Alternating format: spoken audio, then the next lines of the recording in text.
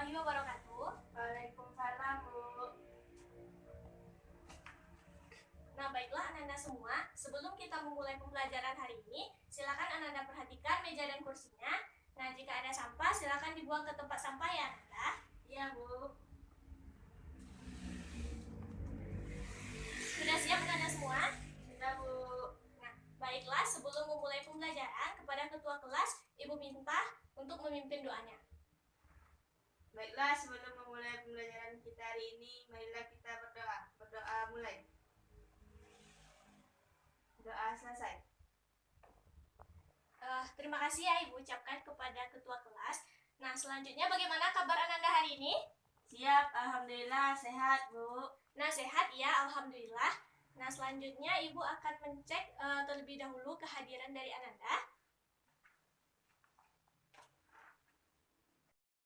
Azizah Utari, Hadir, Bu. Manja Azhari, Hadir, Bu. Mutiara Sukma, Hadir, Bu. Hanan Habibah. Hadir, Bu. Nah, sepertinya Ananda semua hadir ya pada hari ini. Iya, Bu. Nah, baik. Nah, kemudian, apakah Ananda semua siap untuk menerima pembelajaran hari ini? Siap, Bu. Siap ya, baik. Nah, sebelum kita memulai pembelajaran hari ini, Ibu akan sedikit mereview terlebih dahulu pembelajaran kita minggu lalu. Nah, ada yang masih ingat minggu lalu kita belajar tentang apa? Sifat koligatif larutan, Bu. Ya, benar sekali ya Ananda, sifat koligatif larutan. Nah, ada berapa sifat koligatif larutan? Ada 4, Bu. Ya, benar sekali ya, ada 4 sifat koligatif larutan. Nah, siapa yang bisa menyebutkan keempat sifat koligatif larutan tersebut? Saya, Bu. Ya, silakan Ananda. Yang pertama, penurunan tekanan uap. Yang kedua, kenaikan titik didih. Yang ketiga, penurunan titik beku. Dan keempat, tekanan osmosis. Ya, jawabannya benar sekali. Terima kasih ya Ananda. Nah, jadi minggu lalu kita telah mempelajari salah satu dari sifat koligatif larutan tersebut, yaitu mengenai penurunan titik beku. Nah, jikalau Ananda masih ingat, nah silakan Ananda perhatikan gambar yang ada pada slide berikut. Nah, ada yang tahu yang di depan itu gambar apa? Sudah kita bahas kan minggu lalu? Iya, Bu. Nah, coba Ananda sebutkan gambar apa yang Ananda amati yang di depan? Gambar mobil yang tidak bisa berjalan karena ada banyak salju. Benar sekali ya, yang dikatakan Ananda, bahwa pada slide tersebut ada gambar mobil yang terbenam di dalam salju, sehingga mobilnya kesulitan ya untuk berjalan. Nah, minggu lalu sudah kita bahas agar mobilnya tersebut dapat berjalan, maka zat apa kira-kira yang ditambahkan agar saljunya tersebut mencair? Dengan cara mentaburinya dengan garam. Nah, benar sekali yang dikatakan Ananda, agar salju tersebut dapat mencair dan mobil tersebut bisa berjalan kembali di jalan raya, maka salju tersebut harus ditaburi garam sehingga salju tersebut mencair dan kendaraan bisa lewat lagi di jalan raya. Nah, itu adalah salah satu pemanfaatan dari penurunan titik beku dalam kehidupan sehari-hari. Nah, untuk pembelajaran hari ini silakan Ananda perhatikan gambar berikut. Ada yang tahu gambar pada slide itu gambar apa, Nanda? Tahu, Bu, gambar gelas yang diisi dengan air putih. Nah, benar sekali ya. Gambar di slide tersebut adalah gambar sebuah gelas yang kita isi dengan air. Airnya bening ya. Bening ya, Nanda, jadi bukan putih. Nah, ketika kita meletakkan segelas air di atas meja tanpa ditutup, nah apa yang terjadi kira-kira pada volume air dalam gelas tersebut? Volumenya berkurang, Bu. Berkurang? Nah, mengapa kira-kira volume dalam gelas tersebut bisa berkurang? Karena terjadi penguapan, Bu. Nah, benar sekali yang dikatakan Ananda, air dalam gelas tersebut berkurang karena mengalami penguapan. Nah, sekarang silakan Ananda perhatikan gambar berikut. Ananda semua, ada yang tahu itu gambar apa? Tahu, Bu, kolam apung.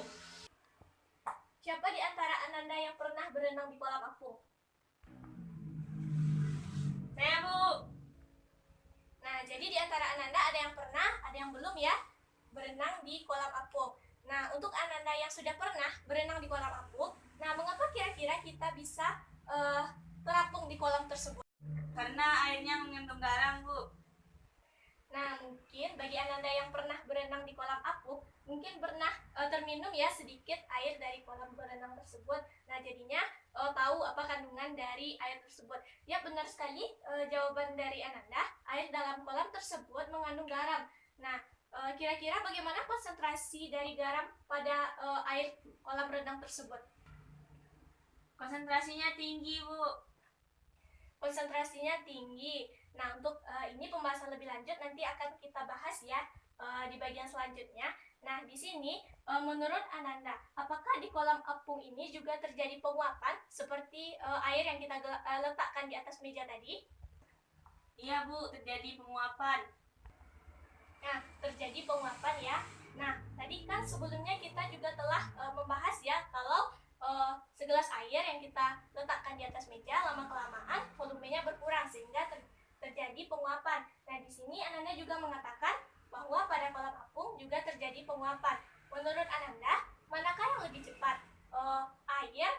Airnya menguap yang di kolam apung atau yang pada segelas air yang diletakkan di atas meja tadi?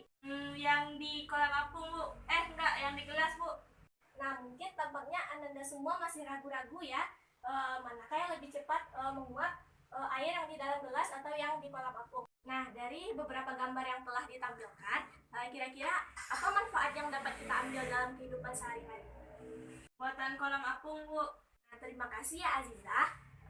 Dari beberapa gambar atau fenomena dari gambar tersebut, hal itu dapat kita manfaatkan dalam kehidupan sehari-hari, yaitu sebagai tempat rekreasi, pemanfaatannya sebagai kolam apung misalnya.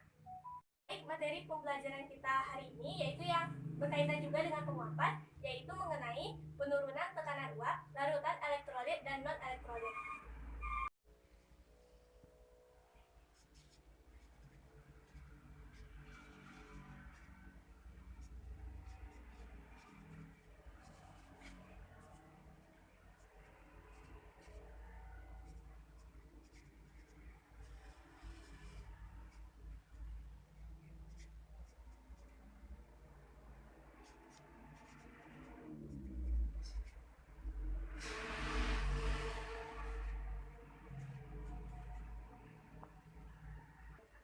Adakah di antara Ananda yang bisa membantu Ibu untuk membacakan tujuan pembelajaran kita hari ini?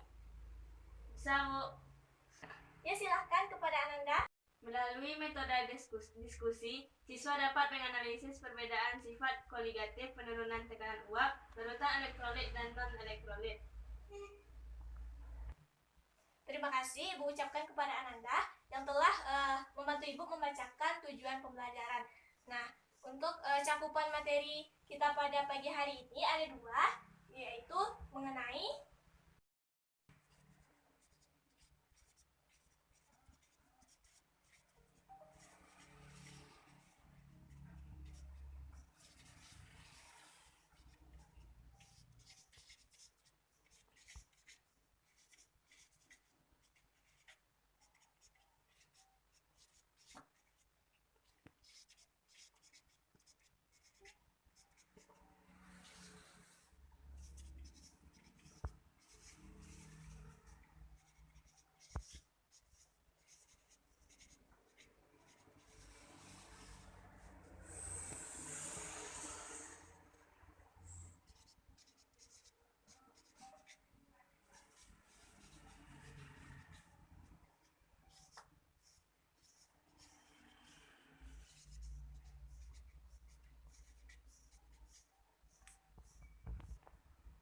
Nah, baiklah Ananda semua.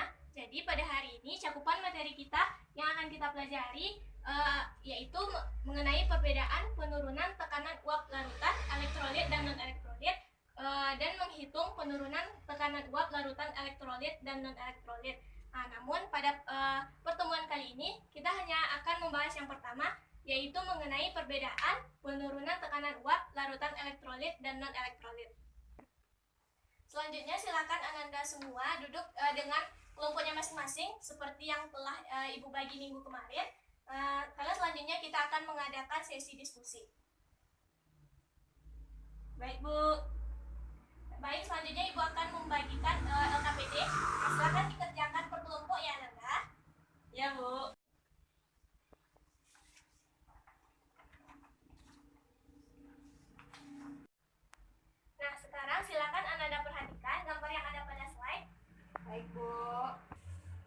Ada yang tahu itu gambar apa? Gambar orang berenang, Bu. Gambar orang berenang ya. Adakah di antara Ananda yang hobi berenang? Oh, ya Ipin hobi berenang ya. Nah, di mana biasanya Ipin berenang? Di kolam renang pernah, Bu. Di sungai pernah juga, Bu. Di laut juga pernah, Bu. Ya benar sekali ya. Pokoknya Ananda semua bisa berenang di tempat-tempat renang ya. Nah, untuk Ananda yang pernah berenang di pantai atau di laut, pernah tidak terminum sedikit air laut tersebut? Pernah, Bu. Bagaimana kira-kira rasanya Ananda? Asin, Bu. Kira-kira bagaimana konsentrasi garam dalam air laut tersebut? Tinggi, Bu. Ya, yang dikatakan Ipin bahwa konsentrasi garam pada air laut itu sangat tinggi. Nah, jika kita perhatikan secara kasat mata, nah air laut itu tidak pernah habis. Benar bukan? Benar, Bu. Ya, benar sekali ya. Air laut itu kalau kita perhatikan secara kasat mata tidak pernah habis. Namun menurut Ananda, apakah di laut tersebut juga terjadi penguapan? Terjadi, Bu. Terjadi penguapan. Nah, menurut Ananda, apakah penguapan yang terjadi di laut tersebut cepat atau lambat? Lambat, Bu. Bagaimana dengan Ananda dari kelompok lain? Sama, Bu. Sama ya. Jadi penguapan di laut tersebut berlangsung lambat. Nah, siapa yang tahu mengapa kira-kira penguapan yang terjadi di laut itu berlangsung lambat? Karena garam dalam air laut tuh konsentrasinya tinggi, Bu. Nah, kemudian bagaimana Ananda tahu bahwa penguapan yang terjadi di laut itu berlangsung lambat? Dari siklus hujan, Bu. Nah, itu bisa kita lihat pada siklus hujan ya. Ananda semua tentu sudah pernah belajar ya siklus hujan di kelas-kelas sebelumnya. Nah, kemudian tadi Ananda mengatakan bahwa penguapan yang terjadi di laut itu berlangsung lambat. Jikalau penguapannya lambat, bagaimana kira-kira dengan tekanan uapnya? Tekanan uapnya rendah, Bu. Nah, tadi Ananda mengatakan bahwa tekanan uapnya rendah. Nah, kalau misalnya tekanan uapnya rendah, kira-kira bagaimana dengan penurunan tekanan uapnya? Tinggi, Bu. Sebagian dari Ananda ada yang menjawab ragu-ragu dan ada yang tidak menjawab ya. Yang tidak menjawab ini mungkin tidak tahu ya atau bagaimana. Nah, untuk lebih jelasnya, untuk menghilangkan keraguan-raguan Ananda, maka Ibu akan menampilkan sebuah video dan silakan Ananda perhatikan video berikut. Tahukah kamu bahwa garam ketika dilarutkan dalam air berbeda dengan gula saat dilarutkan dalam air? Garam ketika dilarutkan dalam air akan terdisosiasi menjadi ion-ionnya. Sedangkan gula tetap menjadi molekul gula ketika dilarutkan dalam air atau tidak mengalami disosiasi. Nah, fenomena ini juga berhubungan dengan tekanan uap. Untuk lebih jelasnya, mari kita simak videonya berikut ini. Perbedaan antara tekanan uap larutan pada natrium klorida yang merupakan larutan elektrolit dan larutan gula yang merupakan larutan non-elektrolit adalah terletak pada jumlah partikelnya. Garam ketika dilarutkan dalam air akan membentuk ion-ionnya sehingga memiliki banyak partikel. Ion-ion ini kemudian tersolvasi oleh air dan menyebabkan air yang berubah menjadi uap menjadi lebih sedikit, sehingga tekanan uapnya menjadi rendah, akibatnya penurunan tekanan uapnya menjadi semakin tinggi. Sedangkan pada gula hanya ada molekul-molekul gula, yang jika dibandingkan dengan garam, partikel-partikel dalam larutan gula lebih sedikit dibanding partikel-partikel dalam larutan gula. Akibatnya penurunan. Dari video tersebut, apa kira-kira yang dapat Ananda amati? Ada larutan garam dan juga ada larutan gula, Bu. Benar sekali ya, jadi ada dua larutan, yaitu larutan garam dan juga larutan gula. Nah, di pelajaran sebelumnya, Ananda juga telah mempelajari mengenai larutan. Ada larutan elektrolit dan juga larutan non-elektrolit. Benar atau tidak? Benar, Bu. Sekarang siapa di antara Ananda yang bisa menggolongkan kedua larutan dalam video tersebut termasuk larutan apa? Apakah larutan elektrolit atau non-elektrolit? Nah, yang dapat Ibu beri nilai plus 5 ya. Adakah di antara Ananda yang bisa? Ya, silahkan pada Ipin. Kalau larutan garam itu larutan elektrolit, Bu. Sedangkan kalau larutan gula itu larutan non-elektrolit, Bu. Nah, benar sekali ya Ananda yang dikatakan Ipin bahwa larutan garam termasuk termasuk larutan elektrolit. Sedangkan larutan gula termasuk larutan non-elektrolit. Nah, selanjutnya kita akan membahas satu persatu. Yang pertama yaitu mengenai larutan garam. Nah, tadi pada video tersebut telah Ananda perhatikan ketika dimasukkan garam dan juga gula ya, tadi dalam konsentrasi yang sama ya pastinya. Nah, ketika garam kita masukkan ke dalam air, nah kira-kira apa yang terjadi pada molekul-molekul garam tersebut? Terionisasi, Bu. Benar sekali ya, garam tersebut mengalami ionisasi di dalam air menjadi ion-ionnya. Nah, sekarang siapa di antara Ananda yang tahu atau mungkin jika tadi memperhatikan bagaimana hubungan antara ion-ion tersebut dengan pelarut atau di sini digunakan yaitu air? Ion-ion yang ada dalam larutan itu menghambat air untuk menguap, Bu. Benar sekali ya jawaban dari Ananda. Jadi ion-ion tersebut menghambat perubahan dari air menjadi uap atau menghambat perubahan air itu untuk menguap. Nah, jikalau penguapannya terhambat, kira-kira bagaimana dengan tekanan uapnya? Tekanan uapnya rendah, Bu.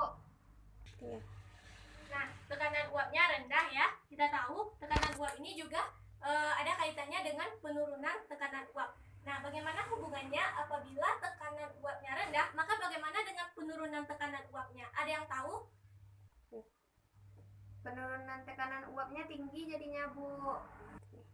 Nah, benar ya yang dikatakan Ipin, berdasarkan apa yang diamati, maka jikalau tekanan uapnya jikalau tekanan uapnya rendah, tadi ya, maka penurunan tekanan uapnya tinggi.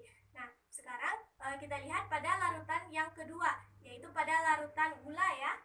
Nah, ketika tadi gula kita masukkan ke dalam air, nah apa yang terjadi pada molekul-molekul gula tersebut? Apakah juga terionisasi atau bagaimana? Apakah di antara Ananda ada yang memperhatikan? Saya, Bu. Gulanya itu tidak terionisasi, Bu. Benar ya yang dikatakan Ananda, bahwa gula tersebut tidak terionisasi di dalam air, atau dengan kata lain, gula tersebut tetap dalam bentuk molekul-molekulnya. Nah, sekarang bagaimana jika molekul-molekul tersebut tidak terionisasi? Apakah perubahan dari air menjadi uap juga terhambat atau bagaimana? Perubahan dari air itu menjadi uap tidak terhambat jadinya, Bu. Nah, kalau perubahan dari air menjadi uap itu tidak terhambat, lalu kira-kira bagaimana dengan tekanan uapnya? Apakah tinggi atau rendah? Tekanan uapnya tinggi, Bu. Nah, tekanan uapnya tinggi. Jikalau tekanan uapnya tinggi, bagaimana dengan penurunan tekanan uapnya? Penurunan tekanan uapnya rendah, Bu. Nah, penurunan tekanan uapnya menjadi rendah ya. Nah, sekarang siapa di antara Ananda yang bisa menyebutkan apa beda dari gula atau garam yang kita larutkan di dalam air? Bagaimana dengan penurunan tekanan uapnya? Siapa yang bisa menyebutkan perbedaannya? Saya, Bu. Yang bisa menjawab, Ibu beri nilai +5 ya Ananda. Ya, silakan Ananda. Nah, kalau pada larutan garam itu, Bu, karena si garamnya ini mengalami ionisasi, jadi penurunan tekanan uapnya tuh tinggi, Bu. Sedangkan kalau pada si larutan gula kan karena dia tidak terionisasi, maka penurunan tekanan uapnya rendah, Bu. Terima kasih ya Ananda atas jawabannya. Ya, tepat sekali jawaban dari Ananda. Ketika kita melarutkan garam ke dalam air, maka garam-garam tersebut akan terionisasi menjadi ion-ionnya ya. Nah, ion-ion tersebutlah yang akan menghambat perubahan dari air menjadi uap, sehingga tekanan uapnya menjadi rendah dan penurunan tekanan uapnya menjadi tinggi. Nah, hal ini berbeda ya dengan larutan gula. Ketika kita larutkan gula di dalam air, maka gula tersebut tidak terionisasi, atau dengan kata lain tetap dalam bentuk molekul-molekulnya. Nah, sehingga tidak ada yang menghambat penguapan dari air menjadi uap. Maka dapat dikatakan di sini tekanan uapnya menjadi tinggi, dan penurunan tekanan uapnya menjadi rendah. Jadi antara tekanan uap dan penurunan tekanan uap tersebut berbanding terbalik ya Ananda. Iya, Bu. Nah, hal ini juga berhubungan ya dengan larutan yang sebelumnya telah Ananda pelajari. Nah, jadi larutan itu terbagi dua ya. Ada larutan elektrolit dan larutan non-elektrolit. Nah, tadi Ananda mengatakan bahwa garam tersebut termasuk larutan elektrolit, sehingga di dalam air dia terionisasi. Nah, sedangkan larutan yang kedua yaitu ada jenis larutan non-elektrolit, yang mana tadi pada video ada larutan gula ya Ananda, maka di dalam air tidak terionisasi. Nah, sekarang silakan Ananda catat materi yang telah Ibu jelaskan. Nah, dan juga yang ada pada slide di buku catatannya masing-masing ya Ananda. Iya, Bu.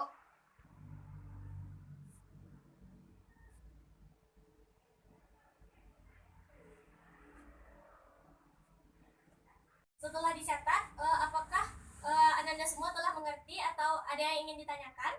Mengerti, Bu. Nah, mengerti ya. Nah, jikalau sudah mengerti, silakan Ananda kerjakan LKPD yang telah Ibu bagikan tadi dan diskusikan ya dengan kelompoknya masing-masing. Baik, Bu.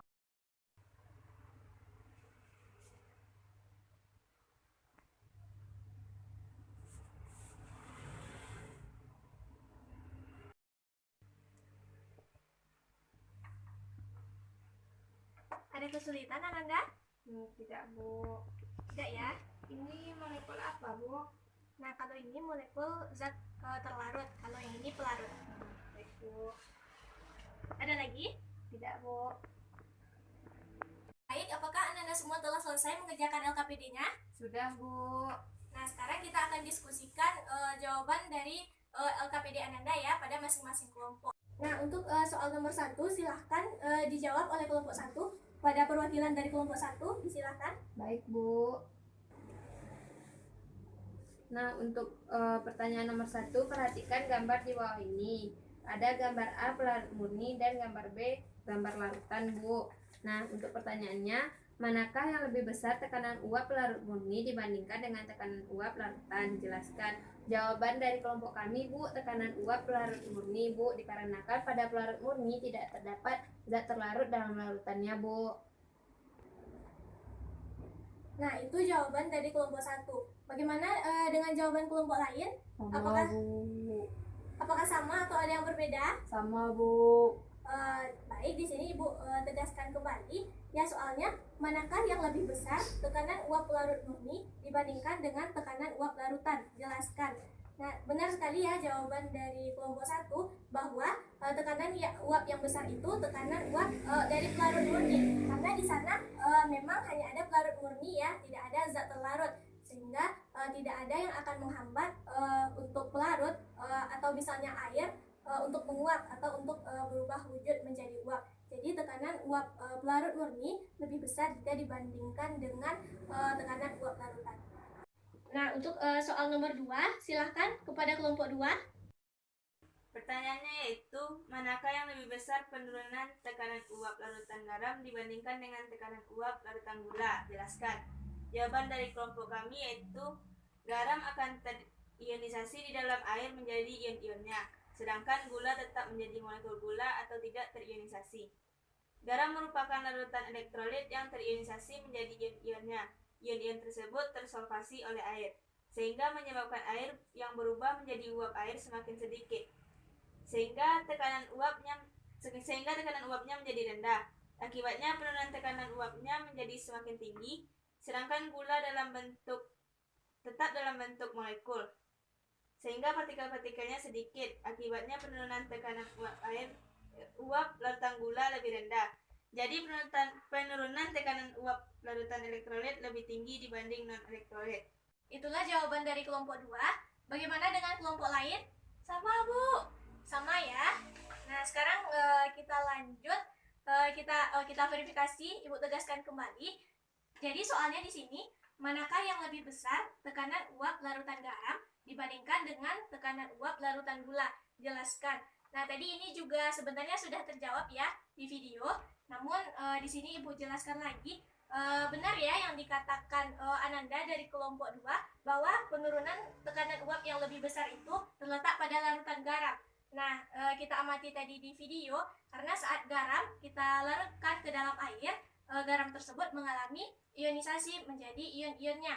Ion-ion tersebutlah yang akan menghambat perubahan dari air menjadi uap, sehingga karena terhambat uapnya menguap tersebut, maka tekanan uapnya menjadi rendah dan penurunan tekanan uapnya menjadi tinggi. Nah, jadi hal tersebut berbeda ya dengan larutan gula yang merupakan larutan non-elektrolit.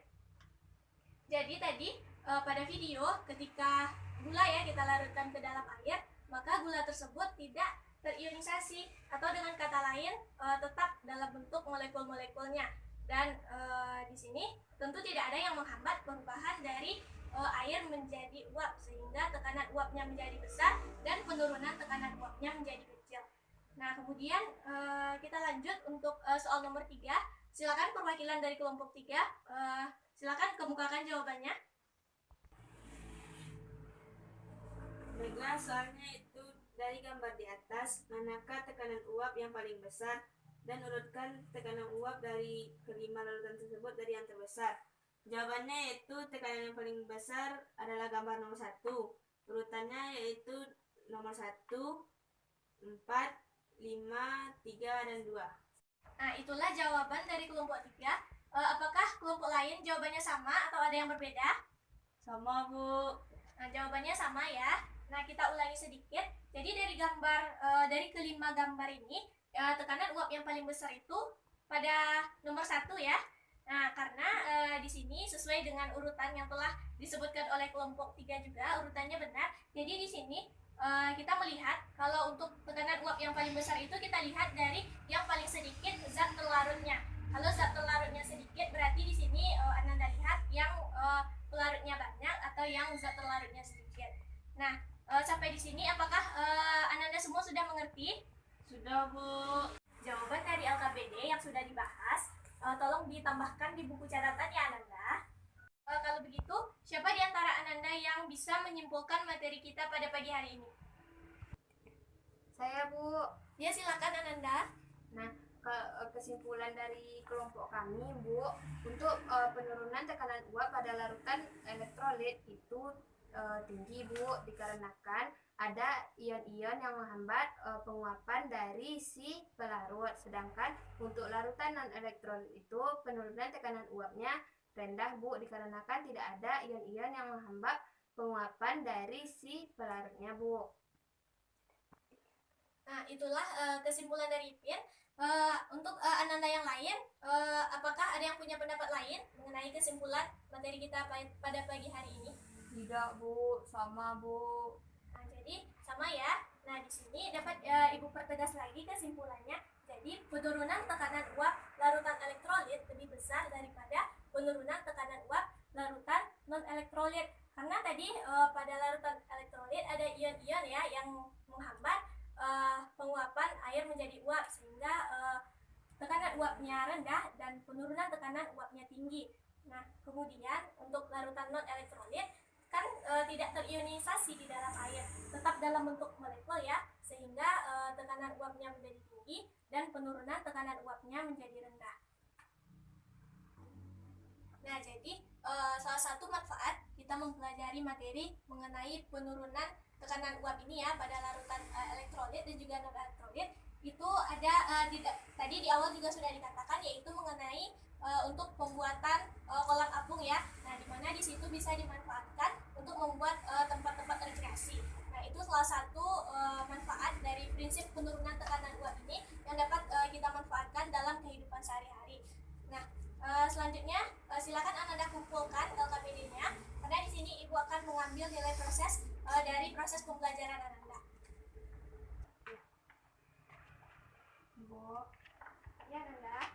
Nah, selanjutnya Ibu akan mengadakan evaluasi. Silakan masing-masing Ananda mengerjakannya di buku latihan ya. Waktunya 10 menit dimulai dari sekarang. Apakah semua Ananda telah selesai mengerjakan soal-soal evaluasi? Sepertinya sudah ya.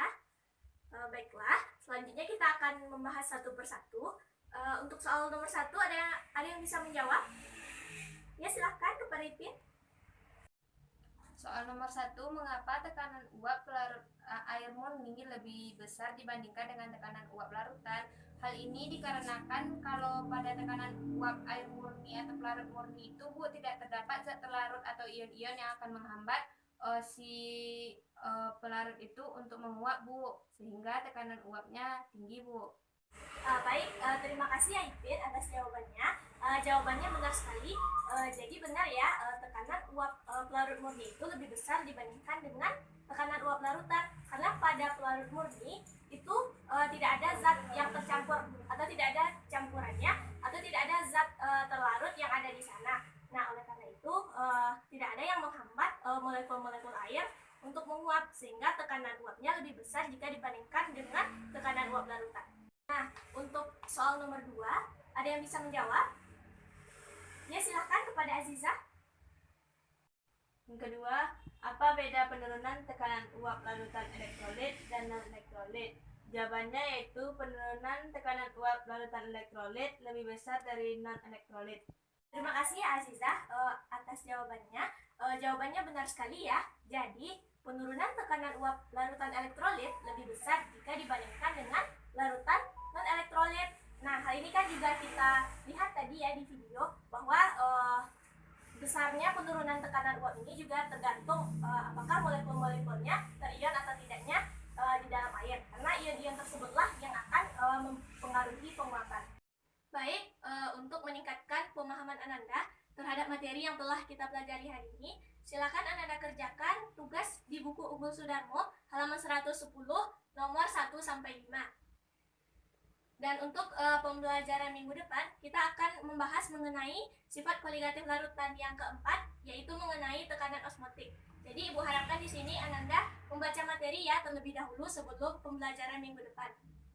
Karena jam pelajaran kita telah habis, maka kita akhiri pembelajaran kita hari ini dengan membacakan hamdalah. Alhamdulillahirabbil alamin. Baik, kita tutup saja. Sampai di sini pembelajaran kita hari ini.